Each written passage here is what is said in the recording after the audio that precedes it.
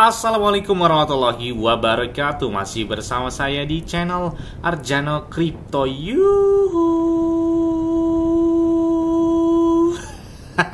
Hai, woi, apa kabar kalian hari ini? Semoga kalian hari ini luar biasa karena market lagi bullish. Oke, hari ini lumayan nih. Bitcoinnya di angka 67 ribuan dolar. Oke, tempat di angka 68 ribu ya tadi pagi. Jadi agak lumayan lah hari ini ya. Daripada kemarin 64 ribu, 65 ribu. Wah, melempem banget ya. Minusnya luar biasa banget. Bahkan market kripto turun sampai dengan secara global 3%. Wow, lumayan juga dia. Dan kalau kita lihat beberapa altcoin hari ini juga ada yang warna hijau kencang banget. Nah, kemudian juga ada coin meme yang lumayan juga pemampannya untuk dalam waktu 24 jam terakhir. Oke, untuk mendapatkan iPhone 15 Pro Max dan beberapa aset kripto lain seperti PP, Bong, Bitcoin, Ethereum, Shiba Inu, Dogecoin, dan banyak lagi, bisa kalian dapatkan cukup kalian lakukan registrasi langsung di link deskripsi video ini. Dan perlu kalian ketahui Bitcoin itu pakainya enak banget. Saya udah pakai ini kurang lebih 2 tahun, ada sistem peer-to-peer, kemudian biaya trade-nya itu 0%, jadi tanpa biaya. Selain itu juga di Bitget di saat market bill aja banyak sekali yang token-token berpotensi naik luar biasa. Bahkan hari ini ada yang naik sampai 70%, 58%, bahkan ada yang ratusan bahkan ribuan persen. Kalian bisa lihat di Bitget ya gitu ya. Dan saya juga menahan beberapa aset kripto di sini seperti beberapa koin meme. Ada Satoshi, ada PP, ada BNB, Shiba Inu, BGB, Babybong, Polki, Ponke, Bome, Bread, Tokwip, banyak banget pokoknya beberapa koin meme hampir rata-rata yang baru saya tahan di sini. Yes, seperti biasanya hari ini saya akan memberikan informasi terbaru dan terupdate tentang perkembangan cryptocurrency. Yes, oke, pendiri dari Bitcoin, Satoshi Nakamoto. Jadi mereka bertepatan hari ini bertepatan ulang tahunnya dari Satoshi Nakamoto. Jadi kalau kita lihat penemu Bitcoin dan katanya sih bakal jadi orang terkaya di masa depan karena dia itu punya 1 juta Bitcoin ya kalau nggak salah ya di masa depan di dunia ini dan memikir terhebat dalam sejarah moneter dan ya Satoshi Nakamoto lah ya. Ini kalau kita lihat pria 49 tahun di Jepang. Oke, kita nggak tahu ya Satoshi Nakamoto yang sebenarnya yang beredar-beredar itu saya belum pasti juga ya itu benar atau bukan. Tapi sampai saat ini kan sih masih anonim buat si Satoshi Nakamoto ini. Oke, kalau kita lihat chartnya dari Bitcoin di sini menggunakan time frame mingguan. Sejak tahun 2020 kan terjadi halving. Nah, kalau kita lihat ya pergerakan penelusuran ulang buat pre-halving ya terakhir kita lihat chartnya di sini bahwa penelusuran kembali pre-halving itu cenderung terjadi 28 hingga 14 hari sebelum peristiwa halving itu sendiri terjadi ya.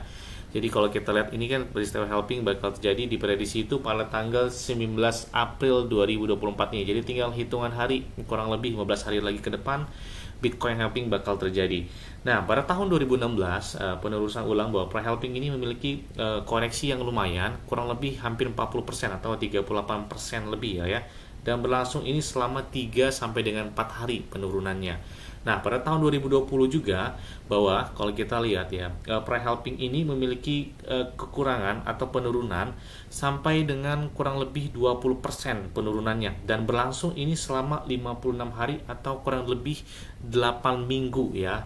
Nah, saat ini Bitcoin itu hanya berjarak 14 hari lagi atau 15 hari lagi dari halving di tahun 2024 ini dan estimasi turun total itu kurang lebih minusnya 18% selama beberapa minggu terakhir. Sempat sentuh di angka di bawah 60.000 dolar ya untuk harga Bitcoin dari tertinggi dia di angka 73.000 dolar.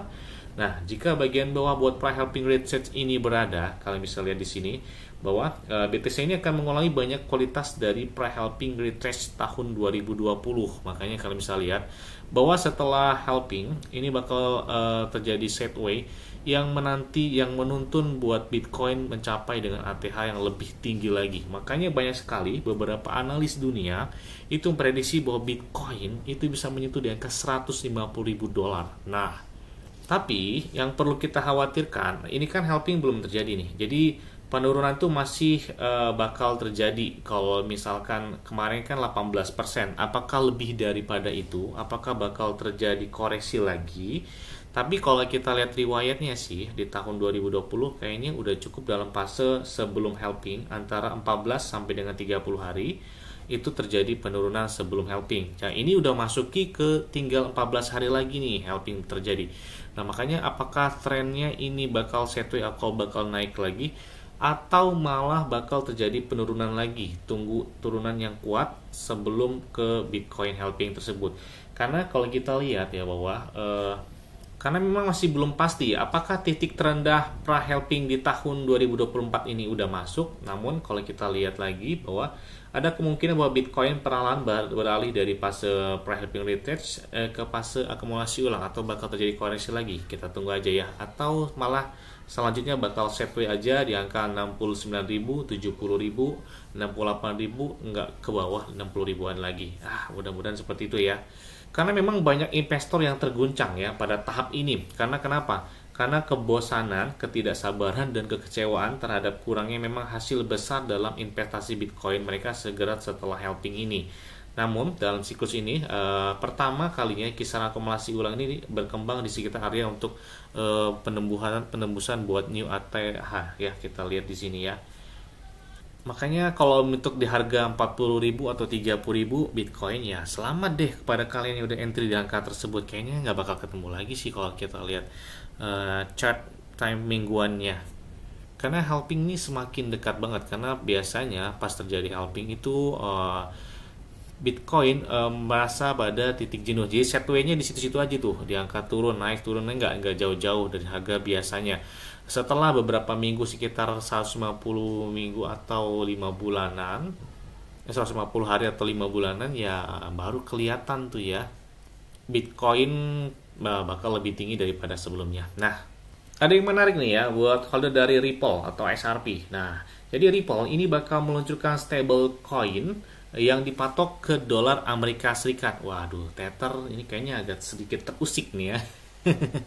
Selain itu juga, raksasa Morgan Stanley, manajer aset senilai 1,5 triliun dolar, mereka dilaporkan bahwa berlomba untuk menawarkan Bitcoin ETF kepada semua klien mereka. Jadi, wah, sepertinya berangsur-angsur hampir retail besar platform pertukaran bank sepertinya udah menyetujui Bitcoin ekspor dan mendambakan di platform mereka nih ya. Dan selanjutnya datang dari Pepe Coin. Oke, kalau kita lihat area kuat dia itu di angka 0,06 rupiah atau ya 0,01 ya rupiah. Jadi saat ini kan 0,11 0,12 rupiah. Tapi masih hal oke banget lah. Koin meme masih bertahan kuat di saat gempuran Bitcoin koreksi. Koin meme juga masih kuat untuk bertahan di angka tersebut ya. Beda dengan dulu, kalau Bitcoin turun dikit, koin meme lebih dalam banget ya. Tapi sekarang saya perhatikan koin meme malah lebih kuat ya. Seperti Dogwifhat, Floki, Shiba. Kalau ketika Bitcoin atau altcoin koreksi, koin meme ya dikit-dikit aja. Pas dia naiknya kencang banget ya. Apalagi gambaran bahwa kedepannya si PP ini bakal terdaftar di Coinbase. Oke, salah satu pertukaran terbesar di Amerika Serikat. Nah, ini jadi memang Coinbase ini salah satu pertukaran yang didukung banget gitu ya di Amerika Serikat oleh pemerintah di sana. Dibandingkan Binance Amerika Serikat ya, meskipun Binance secara global adalah exchange terbesar di dunia, tapi di Amerika Serikat itu adalah Coinbase. Makanya tinggal tunggu ledakan selanjutnya adalah buat si PP Coin ini. Karena PP Coin siap-siap menggeser dari Dogwifhat. Nah, jadi Dogwifhat ini kemarin udah geser si PP ya. Luar biasa banget Dogwifhat ini pemompaannya. Yang tadinya Dogwifhat berada di bawah dari PP, saat ini kebalikan. PP berada di bawah dari si Dogwifhat. Jadi kalau kita lihat harga dari PP ya masih lumayan banget ya. Jadi market cap-nya juga masih di angka 2,8 miliar dolar.